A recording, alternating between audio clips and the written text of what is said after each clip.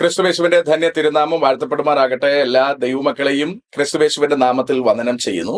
നാം ഇന്ന് കാണുന്ന ഈ സർവ്വ സൃഷ്ടിയുടെയും പുറകിൽ, അല്ലെങ്കിൽ സർവപ്രപഞ്ചത്തിന്റെയും പുറകിൽ ഒരു സൃഷ്ടാവില്ല എന്നും ഇതൊക്കെ സ്വന്തമായി തന്നെ ഇങ്ങനെ പരിണമിച്ചുകൊണ്ടേയിരിക്കുന്നതാണ് എന്നും വിശ്വസിക്കുന്ന ഒരു സമൂഹം നമുക്ക് ചുറ്റുമുണ്ട്.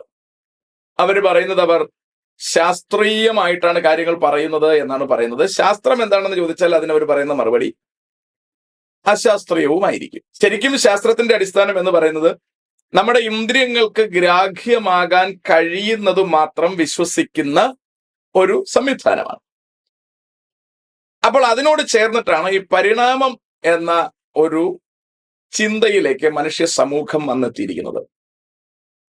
അപ്പോൾ പരിണാമം എന്ന് പറയുന്നതിന്റെ അടിസ്ഥാനം ഇന്ദ്രിയങ്ങൾക്ക് ഗ്രാഹ്യമായതാണോ എന്ന് ചോദിച്ചാൽ അവിടെ അവർ വിശ്വാസത്തിന്റെ പാതയിലേക്ക് കാലെടുത്ത് മാറ്റിവെക്കും. കാരണം അതൊന്നും സയന്റിഫിക് ആയി തെളിയിച്ചിട്ടുള്ളതൊന്നുമല്ല, നാളിതുവരെ തെളിയിക്കാൻ കഴിഞ്ഞിട്ടുമില്ല, ഇനിയൊട്ട് തെളിയിക്കത്തുമില്ല. എങ്കിലും അത് വാചക കസർത്തിലും പ്രബന്ധാവതരണങ്ങളിലും ഒക്കെ മാത്രം നിലനിൽക്കുന്ന ഒരു ഇടപാടാണ്. അപ്പോൾ അതിന് എത്രത്തോളം റീസൺ ഉണ്ട് എന്ന് ചോദിച്ചാൽ അത് പരുവക്കേട് തന്നെയാണ്. അതവിടെ നിൽക്കട്ടെ. എന്നിരുന്നാലും അവകളെക്കുറിച്ചുള്ള പഠനങ്ങളും പ്രചരണങ്ങളും വളരെ ഗൗരവമായി നടന്നുകൊണ്ടിരിക്കുകയാണ്. നമുക്കറിയാം, കേരളത്തിൽ അതിന്റെ പ്രമുഖ വ്യക്തികളിൽ ഒരാളാണ് യൂണിവേഴ്സിറ്റി കോളേജിലെ അധ്യാപകനായിരിക്കുന്ന രവിചന്ദ്രൻ മാഷ്. അദ്ദേഹത്തിന്റെ പ്രസംഗങ്ങൾ പലതും കേൾക്കുവാൻ ഇടയായിട്ടുണ്ട്. അദ്ദേഹം വളരെ തമാശാരൂപേണ ചിരിച്ചുകൊണ്ടൊക്കെ കാര്യങ്ങൾ അവതരിപ്പിക്കാറുണ്ട്. അദ്ദേഹം ഈ കാര്യങ്ങൾ അവതരിപ്പിക്കുന്നതിൽ ചിരിക്കുന്നത് ഒരു പരിഹാസ രൂപയാണ്. അങ്ങനെ ഒരാൾ ചിരിക്കുന്നതിന് തെറ്റൊന്നുമില്ല. ഇപ്പോൾ ഞാനിരിക്കുന്നത് ഒരു റൂമിനകത്താണ്.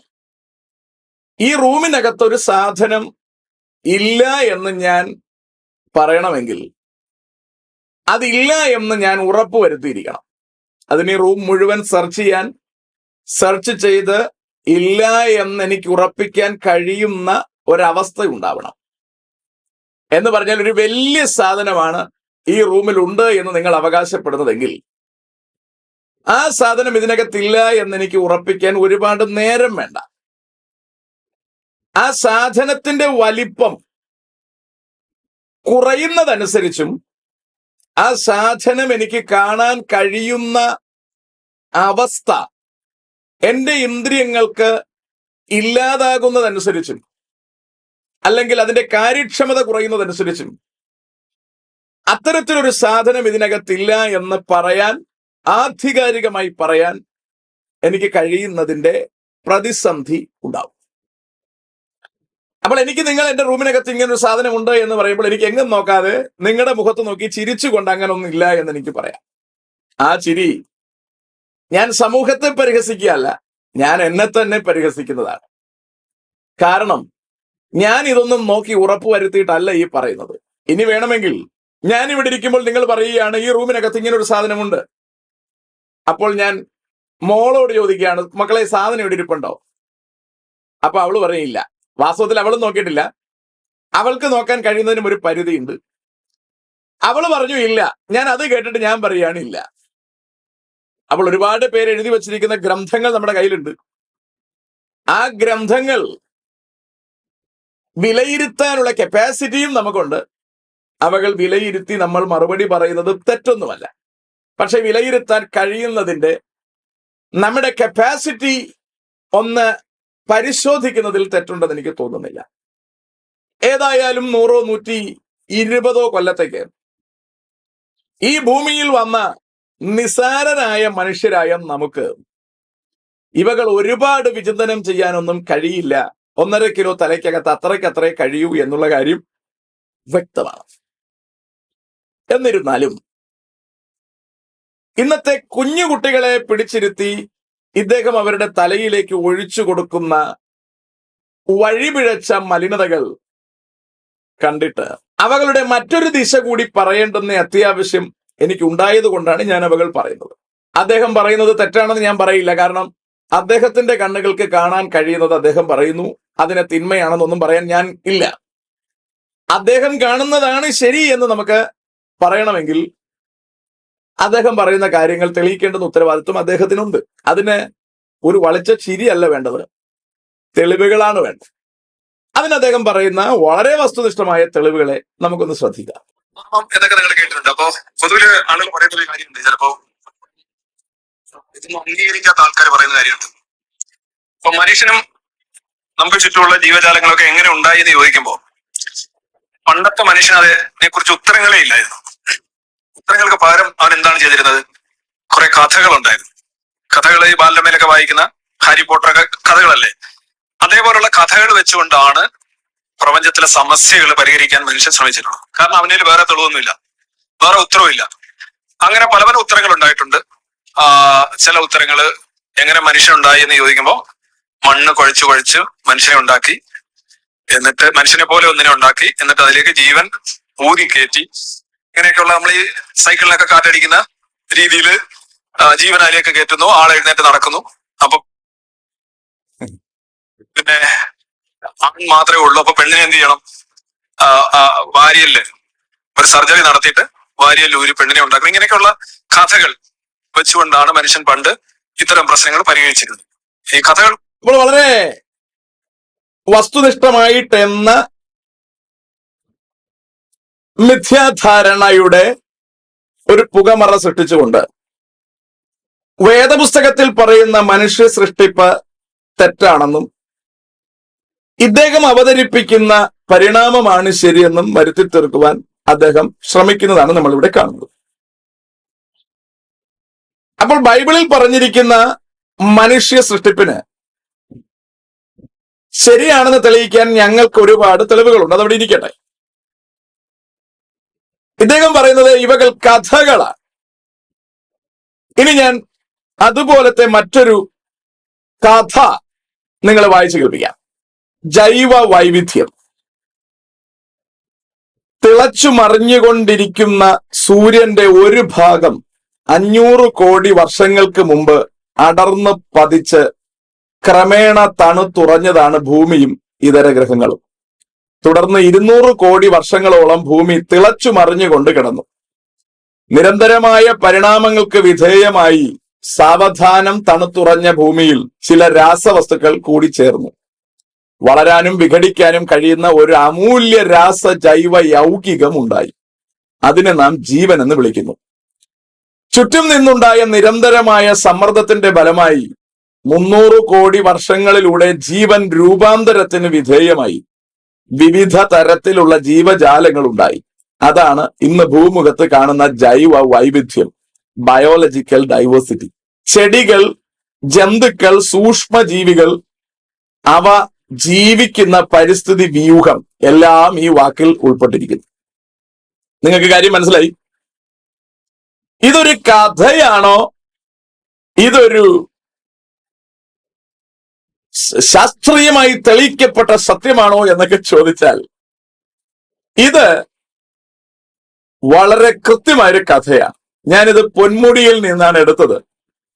പൊന്മുടിയിൽ ഞാൻ വർഷങ്ങൾക്ക് മുമ്പ് ചെല്ലുമ്പോൾ ഇത്തരത്തിലൊരു ബോർഡ് അവിടെ ഉണ്ടായിരുന്നു.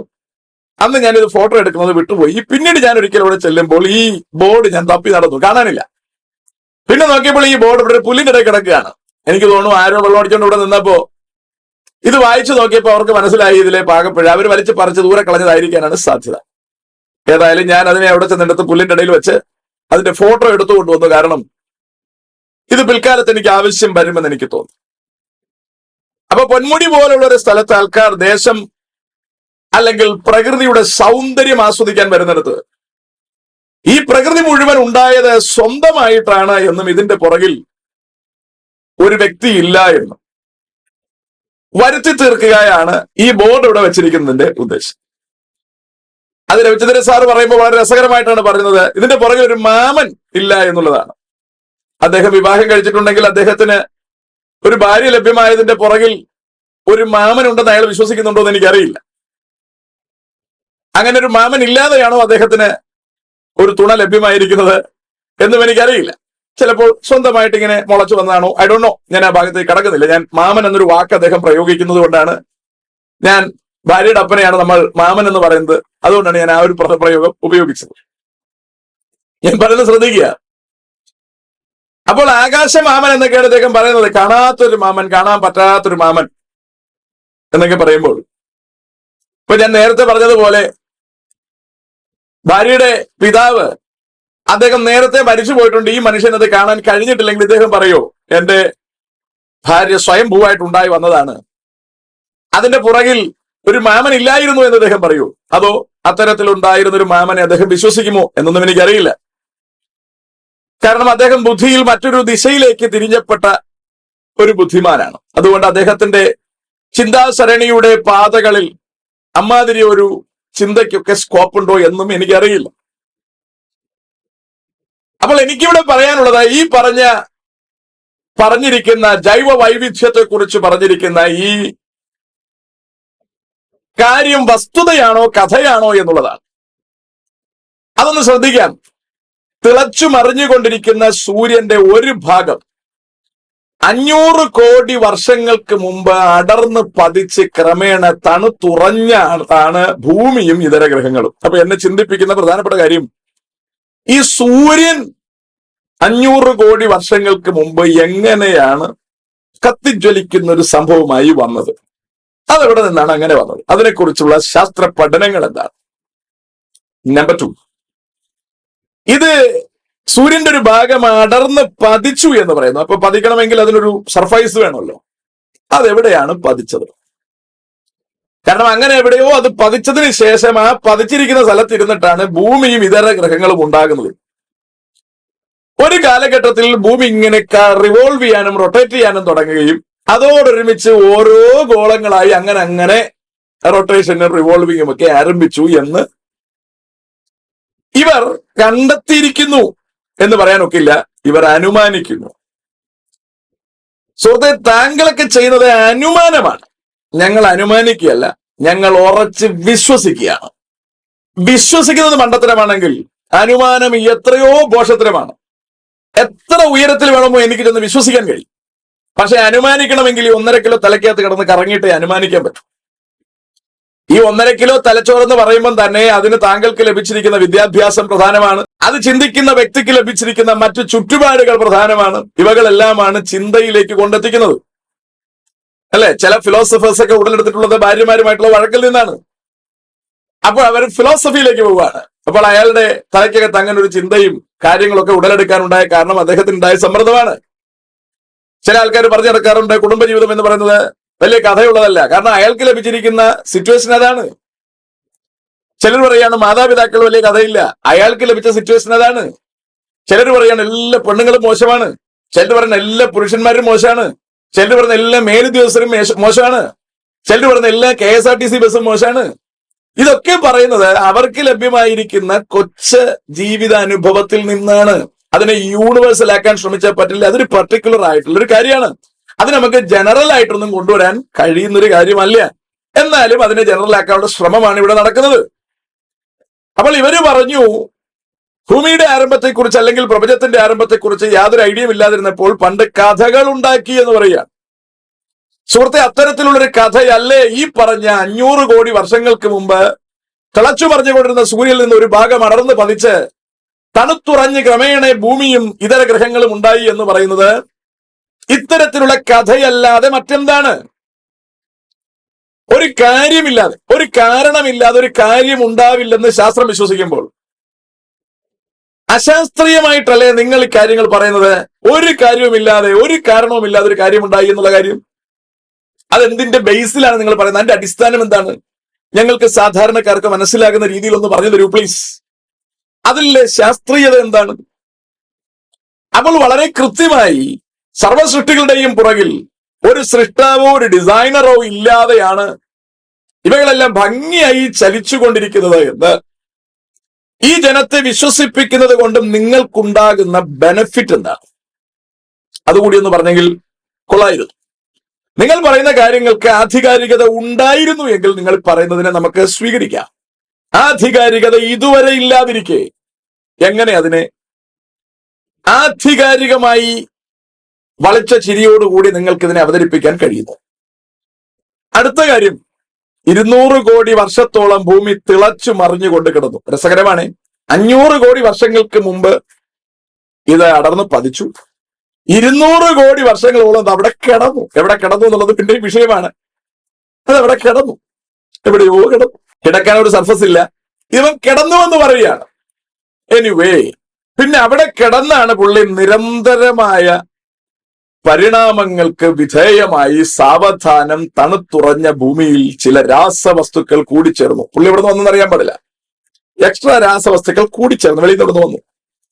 വളരാനും വിഘടിക്കാനും കഴിയുന്ന ഒരു അമൂല്യ രാസ ജൈവ യൗകികമുണ്ടായി. അതിനെ നമ്മൾ ജീവൻ എന്ന് വിളിക്കുന്നു.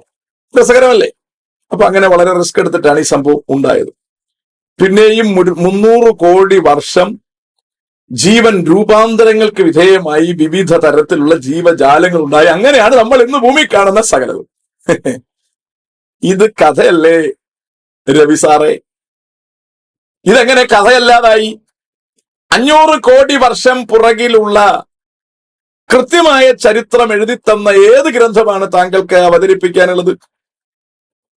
500 കോടി അവിടെ കിടക്കട്ടെ. 1 കോടിയുടെ പുറകിൽ പോയി പറയാൻ എന്താ ഉള്ളത്? അതും അവിടെ കിടക്കട്ടെ. താങ്കൾക്ക് തെളിയിച്ചുറപ്പിച്ച് പറയാൻ കഴിയുന്ന എത്ര കോടി വർഷത്തെ ചരിത്രമാണ് കയ്യിലിരിക്കുന്നത്?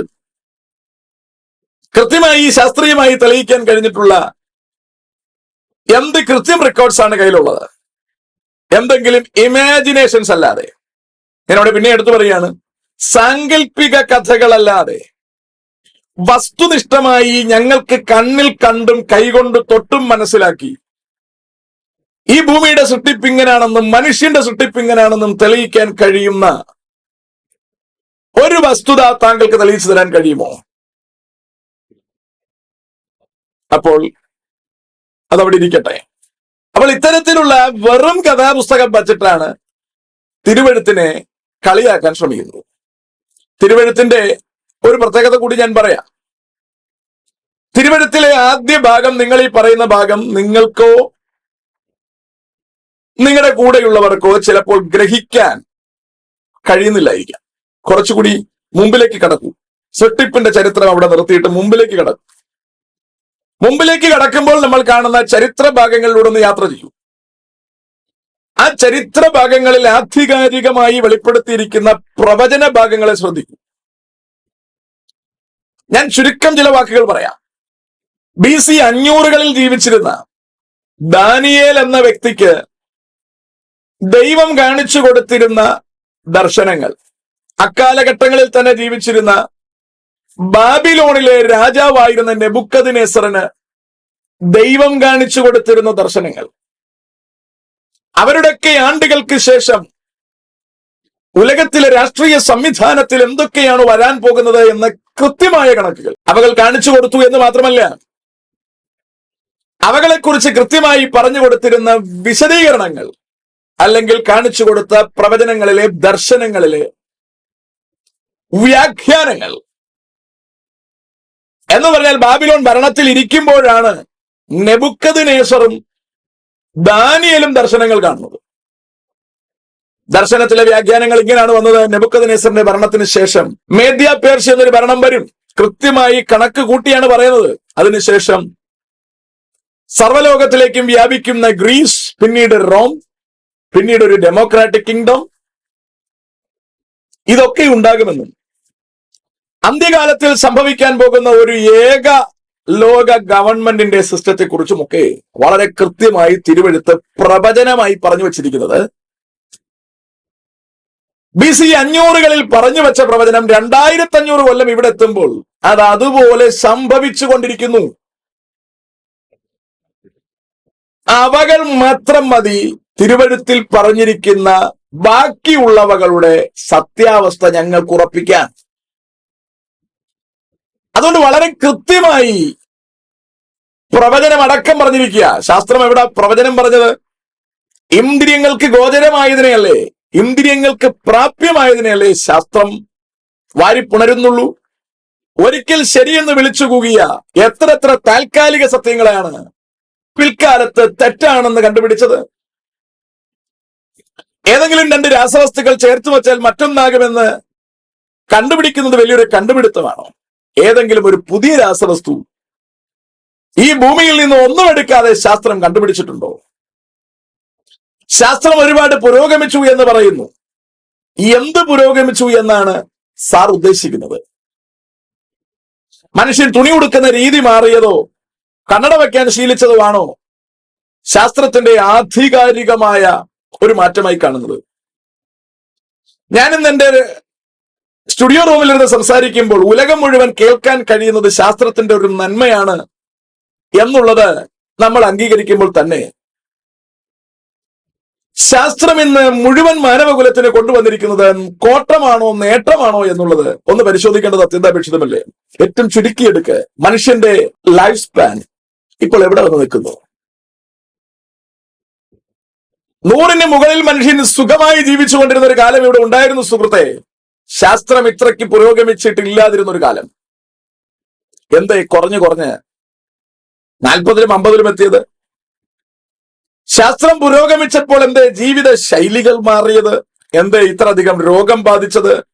മനുഷ്യൻ മാനസികമായും ആത്മീകമായും ശാരീരികമായും ഇത്രയധികം രോഗാവസ്ഥയിലേക്ക് പോയത് ഈ ശാസ്ത്രത്തിന്റെ പുരോഗമനമല്ലേ?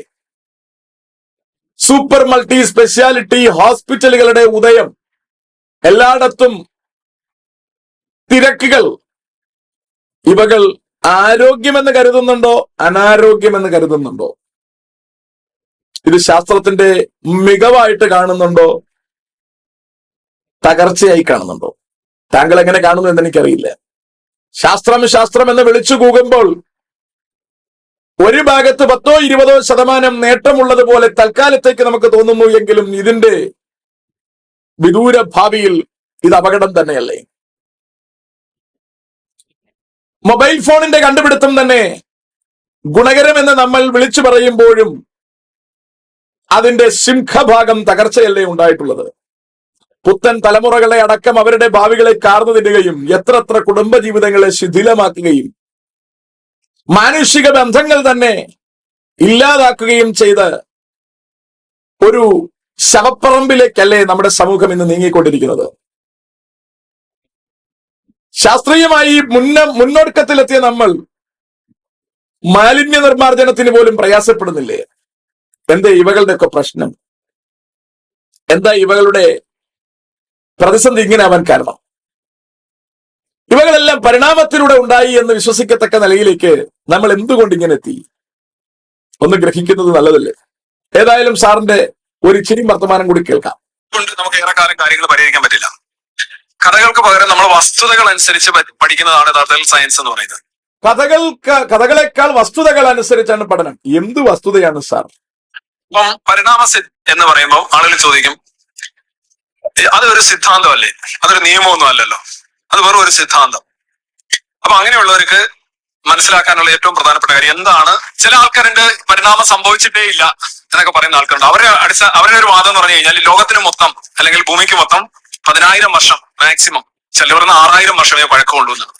6,000 വർഷമേ ഭൂമിക്ക് പഴക്കമുള്ളെന്നുണ്ടെങ്കിൽ നമ്മൾ ഹിസ്റ്ററി മെയിനായിട്ട് എടുത്ത് ഡിഗ്രി എടുക്കുന്നത് നന്നായിരിക്കും. കാര്യം 6,000 വർഷം വരെയുള്ള പലരെയും പഠിക്കണം. ഈജിപ്ഷ്യൻ സിവിലൈസേഷൻ ഒന്നും പഠിക്കേണ്ട കാര്യമില്ല, അതൊക്കെ അതിനപ്പുറം നിൽക്കുന്ന കാര്യങ്ങളാണ്. പക്ഷെ അങ്ങനെ ചിന്തിച്ചുകൊണ്ട് ജീവിക്കുന്ന ഒരുപാട് പേര് ഈ ലോകത്തുണ്ട്.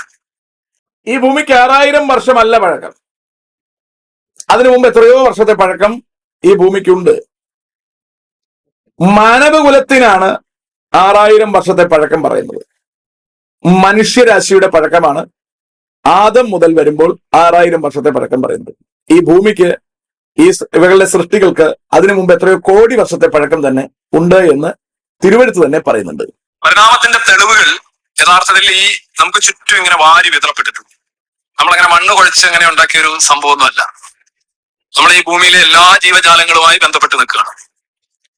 മനസ്സിലായോ? നമുക്ക് ഏതാണ്ട് 27,000-ഓളം വരുന്ന ജീനുകളാണ് നമ്മളുടെ. അതിൽ ഏതാണ്ട് 5,000 എണ്ണം ബൂട്ട് ചെയ്യുമ്പോഴത്തേക്ക് മനുഷ്യനാവും. ബൂട്ട് ചെയ്യാന്ന് പറഞ്ഞാൽ നമുക്കറിയാമല്ലോ, എല്ലാ ജീനുകളും ബൂട്ട് ആവുന്നില്ല. നമ്മൾ കടന്നു വന്ന വഴിത്താരകളിലൂടെയുള്ള എല്ലാ സാധനങ്ങളും ജനറ്റിക് ഡേറ്റയും നമ്മളിലുണ്ട്. ഒരു കോശം എടുത്തു കഴിഞ്ഞാൽ മൊത്തം സാധനം അതിനകത്തുണ്ട്. പക്ഷെ അതെല്ലാം കൂടെ ബൂട്ട് ചെയ്ത് കഴിഞ്ഞാൽ നമുക്ക് വാല് വരും, ചിമ്മൻസിലൊക്കെ രോമം വരും, ഉള്ള സാധനം നമ്മുടെ ഇരിപ്പുണ്ട്. അത് ബൂട്ട് ആവുന്നില്ല എന്നുള്ളതാണ് പ്രശ്നം. എന്തെങ്കിലും മനുഷ്യനെ കിട്ടും. അപ്പൊ 27,000 അല്ലെ 28,000 ജീനുകൾ ഉള്ളതിൽ 5,000-ൽ അധികം ജീനുകൾ ബൂട്ട് ചെയ്യുമ്പോഴത്തേക്ക് മനുഷ്യനായി. അത് കൂടുതൽ ബൂട്ട് ചെയ്താൽ മനുഷ്യനാവില്ല. ഇങ്ങനെയാണ് ചിലർ വാലുള്ള കുട്ടികളൊക്കെ ജനിക്കുന്നത്. മനസ്സിലായല്ലോ? അപ്പം ഇവിടെ മാത്രമല്ല, നമ്മളെ മോളിക്കുലാർ ലെവലായാലും ജിയോഗ്രഫി നോക്കുകയാണെങ്കിലും ജിയോളജിക്കൽ ഡിസ്ട്രിബ്യൂഷൻ നോക്കുകയാണെങ്കിലും ഫോസിലുകൾ പരിശോധിക്കുകയാണെങ്കിലും എല്ലാം തന്നെ പരിണാമത്തിന്റെ തെളിവുകൾ ഇങ്ങനെ വാരി വിതറപ്പെട്ടിരിക്കുകയാണ്. അത് എങ്ങനെ നിങ്ങൾ പറയാം, റോമക്കാര് ഒരിക്കലും ജീവിച്ചിരുന്നില്ല, റോമ സാമ്രാജ്യം ഇല്ലായിരുന്നു എന്ന് ആരെങ്കിലും പറയുന്നതായിരിക്കട്ടെ, അവർക്ക് തെറ്റുപറ്റും. കാരണം റോമക്കാരുണ്ടാക്കിയിട്ടുള്ള പാലങ്ങള്, അവരുണ്ടാക്കിയ കെട്ടിടങ്ങള്, അവരുണ്ടാക്കിയിട്ടുള്ള നാണയങ്ങള്, അവരുടെ ഭരണപരിഷ്കാരങ്ങള്, ഒരുപാട് കാര്യങ്ങൾ ഹിസ്റ്റോറിക്കൽ ഇമ്പോർട്ടൻ്റ്, അവരുടെ രേഖകള്, കവിതകള്, സാഹിത്യം, ഇതെല്ലാം തന്നെ ഇപ്പോഴും ലഭ്യമാണ്. ഇങ്ങനെ ഒരു ജനത ഉണ്ടായിരുന്നുവെന്നും ഇങ്ങനെ ഒരു ഭരണം ഉണ്ടായിരുന്നു നമുക്കറിയാൻ കഴിയും. രസകരമാണ് സാറ് പറയുന്നത്. സാറ് തന്നെയാണ് കഥ ഇടുന്നതും അഴിക്കുന്നത്. റോമക്കാർ ഇവിടെ ഇല്ലായിരുന്നു എന്ന് ആരെങ്കിലും പറഞ്ഞാൽ ശരിയാവില്ല. കാരണം അവരുണ്ടാക്കിയ പാലങ്ങളും അവരുടെ ചരിത്രവും അവരുടെ അവശേഷിപ്പും ഒക്കെ ഇവിടെ ഉണ്ട്. ചരിത്രത്തെ അവഗണിച്ചുകൊണ്ട് മാത്രമേ ഒരാൾക്ക് റോമക്കാർ എന്നൊരു ഗ്രൂപ്പ് ഉണ്ടായിരുന്നു എന്നതിനെ നിഷേധിക്കാൻ കഴിയൂ എന്നാണ് സാറ് പറയുന്നത്. അപ്പോൾ സാറ് ഇതൊന്നും തൊട്ടു നോക്കിയോ കണ്ടു നോക്കിയോ വിശ്വസിച്ചതല്ല, ചരിത്രത്തിൽ നിന്ന് വിശ്വസിച്ചതാണ്. ദൗർഭാഗ്യവശാൽ ഈ ലോകത്തിന്റെ ചരിത്രം അല്ലെങ്കിൽ മാനവകുലത്തിന്റെ സൃഷ്ടിപ്പിന്റെ ചരിത്രം എഴുതുവാൻ അന്ന് ചരിത്രകാരന്മാരില്ലായിരുന്നു. പിൽക്കാലത്ത് ദൈവം വെളിപ്പെടുത്തി കൊടുത്തവകളെ എഴുതി വച്ചിരിക്കുന്ന എഴുത്തുകൾ മാത്രമേ ഉള്ളൂ. അത് ദൈവം തന്നെയാണ് വെളിപ്പെടുത്തിയത് എന്ന് ഉറപ്പിച്ചു പറയാൻ കാരണം, പരിണമിച്ചു എന്ന് ശാസ്ത്രം ഇവിടെ വിളിച്ചു കൂകുമ്പോഴും കൃത്യമായി തെളിയിക്കാൻ നാളിതുവരെ ഇവർക്കാർക്കും കഴിഞ്ഞിട്ടില്ല, കഴിയുന്നതുമല്ല. ഞാൻ ഈ മെസ്സേജ് ചെയ്യാൻ വേണ്ടി കുറച്ച് കാര്യങ്ങൾ ചരിത്രം പരിശോധിച്ചു നോക്കി. അവിടെ എല്ലാം അവര് 3 ദശലക്ഷം വർഷമൊക്കെ പഴക്കം പറയുന്നെങ്കിലും ഒരു സ്ഥലത്തും അവർക്ക് കൃത്യമായി ഇന്നിന്ന തെളിവുകളോടുകൂടി ഇന്ന കാര്യം ഇന്ന കാലത്ത് സംഭവിച്ചിരിക്കുന്നു എന്ന് പറയാൻ കഴിഞ്ഞിട്ടില്ല. ചുമ്മാ ഒരു പുകമറ ഉണ്ടാക്കിയിട്ടുണ്ട് എന്ന് മാത്രമേ ഉള്ളൂ. അപ്പോൾ ഇവിടെ ചരിത്രമില്ലെന്ന കാരണത്താലാണ് ഇദ്ദേഹത്തിന് വിശ്വസിക്കാൻ കഴിയാത്തത്. റോമക്കാരില്ലെന്ന് പറഞ്ഞാൽ വിശ്വസിക്കാൻ പറ്റില്ല. കാരണം അവരുണ്ടാക്കിയ പാലങ്ങൾ ഇവിടെ ഉണ്ട്, അവരുടെ ചരിത്രം ഇവിടെ. ദൈവം ഇല്ല എന്ന് പറയാൻ ഇയാൾക്ക് മടിയില്ല. ദൈവം ഉണ്ടാക്കിയ സാധനങ്ങൾ ഇത്ര അധികം കണ്ടിട്ടു. അപ്പോൾ അത് മനസ്സിന്റെ പ്രശ്നമോ മറ്റെന്തോ കുറവാണ്. അത് എന്താണെന്ന് എനിക്കറിയില്ല. റോമക്കാരുണ്ടാക്കിയ പാലം കണ്ടിട്ട് റോമക്കാരുണ്ടായിരുന്നു എന്ന് ഇദ്ദേഹത്തിന് വിശ്വസിക്കാൻ കഴിയുന്നുണ്ട്. പക്ഷെ ദൗർഭാഗ്യവശാൽ ദൈവം ഉണ്ടാക്കിയ സകലത്തെയും കണ്ടിട്ട്, ഇത്രയും കോംപ്ലക്സ് ആയിട്ടുള്ള മനുഷ്യന്റെ ശരീരം പോലും കണ്ടിട്ട്, പാവം ഈ മനുഷ്യന് അതിന്റെ പുറകിലെ സൃഷ്ടാവിനെ കുറിച്ച് ചിന്തിക്കാൻ കഴിയുന്നില്ല എന്ന് പറഞ്ഞാൽ അദ്ദേഹത്തിന്റെ ആ അവസ്ഥയെ ഓർത്ത് പരിതപിക്കാനല്ലാതെ വേറെ നിവൃത്തിയില്ല. വിദ്യാഭ്യാസം നല്ലതാണ്, പക്ഷെ അത് വഴിതെറ്റിപ്പോകാനാണെങ്കിൽ അതുകൊണ്ട് മെച്ചമില്ല. തിരുവഴുത്തിൽ പറയുന്നത് സത്യമാണെന്നുറപ്പിക്കാൻ ആദ്യ ഭാഗങ്ങൾ വായിക്കുമ്പോൾ ഗ്രാഹ്യമാകുന്നില്ലെങ്കിലും മുൻപിലോട്ടുള്ള പ്രവചന ഭാഗങ്ങൾ വായിച്ചാൽ കാര്യം വ്യക്തമാകും. തിരുവഴുത്തുകൾ സമാഹരിച്ച് അവസാനിച്ചു കഴിയുമ്പോൾ ഇവകളിൽ സിംഹഭാഗവും പിൽക്കാലത്ത് നടക്കാനിരുന്നവകളുടെ പ്രവചനങ്ങളായി നിലനിന്നിരുന്നു എങ്കിൽ ആ പ്രവചനങ്ങളായി നിലനിന്നിരുന്നതിൽ സിംഹഭാഗവും ഇപ്പോൾ ചരിത്രമായി മാറിക്കഴിഞ്ഞിരിക്കുന്നു. ഇനി വളരെ കുറച്ച് പെർസെന്റേജ് മാത്രമേ പൂർത്തീകരിക്കപ്പെടാനുള്ള പ്രവചനങ്ങളായി ബൈബിളിലുള്ളൂ. എന്നാൽ ശാസ്ത്രം തപ്പിത്തടയുകയാണ്, എങ്ങും കരകയറാനാകാതെ.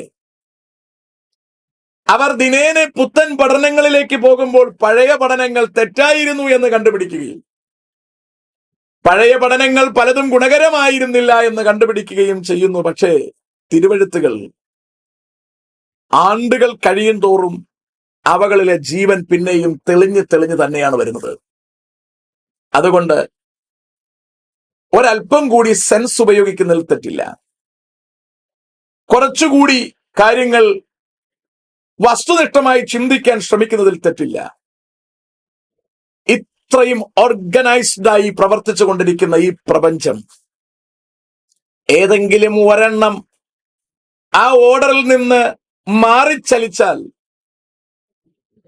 സകല സംവിധാനങ്ങൾക്കും വ്യത്യാസം വരും എന്ന് നമുക്ക് ഉറപ്പായി അറിയാമായിരുന്നിട്ടും ഇവകളുടെ പുറകിൽ ഒരു ഡിസൈനർ, ഒരു കൺട്രോളർ, ഒരു ക്രിയേറ്റർ ഇല്ല എന്ന് കണ്ണടച്ച് വിശ്വസിക്കുവാൻ നമുക്ക് കഴിയുന്നുണ്ടെങ്കിൽ നമ്മളെ എന്തെന്ന് വിളിക്കണം? ചിന്തിക്കാം, പലവട്ടം ചിന്തിക്കാം. ഒരുപാട് നേരം ഇരുന്ന് ചിന്തിക്കാൻ ഈ ഭൂമിയിൽ ആയുസ് ലഭ്യമാവില്ല. വിശുദ്ധ വേദപുസ്തകത്തിൽ റോമർക്കെഴുതിയ ലേഖനം 1-ാം അധ്യായം 20-ാം വാക്യം ഇങ്ങനെയാണ് പറയുന്നത്: അവന്റെ നിത്യശക്തിയും ദിവ്യത്വവുമായി ദൈവത്തിന്റെ അദൃശ്യ ലക്ഷണങ്ങൾ ലോക സൃഷ്ടി മുതൽ അവന്റെ പ്രവർത്തികളാൽ ബുദ്ധിക്ക് തെളിവായി വെളിപ്പെട്ടു വരുന്നു. ദൈവത്തിന്റെ അദൃശ്യമായ ലക്ഷണം ബുദ്ധിക്ക് തെളിവായി വെളിപ്പെട്ടു വരുന്നു. എന്നിട്ടും വിരോധമായി ചിന്തിക്കുവാൻ താല്പര്യം കാണിക്കുന്നത് ഈ ലോകത്തിന്റെ പ്രഭു മനുഷ്യരുടെ കണ്ണ് കുരുടാക്കുന്നത് കൊണ്ടാണ്. ചിന്തിക്കുക, പലവട്ടം ചിന്തിക്കുക. മൃഗങ്ങൾക്കൊന്നും കൊടുത്തിട്ടില്ലാത്തൊരു യോഗ്യത നമുക്ക് തന്നിട്ടുണ്ട്. ദൈവത്വമാണത്. ചിന്തിക്കാനും നല്ലത് തിരഞ്ഞെടുക്കുവാനുമുള്ള സ്വാതന്ത്ര്യം. അതിനെ ഭംഗിയായി ഉപയോഗിക്കുക. അധിക നാൾ ഇങ്ങനെ ജീവിപ്പാൻ നമുക്ക് കഴിയില്ല എന്ന് തിരിച്ചറിയുക. നന്നായി ചിന്തിച്ച് സൃഷ്ടാവിനെ തിരിച്ചറിഞ്ഞ് സൃഷ്ടാവിങ്കലേക്ക് ചെന്നെത്തുവാൻ ദൈവം നമ്മെ സഹായിക്കുമാറാകട്ടെ. May God bless everybody.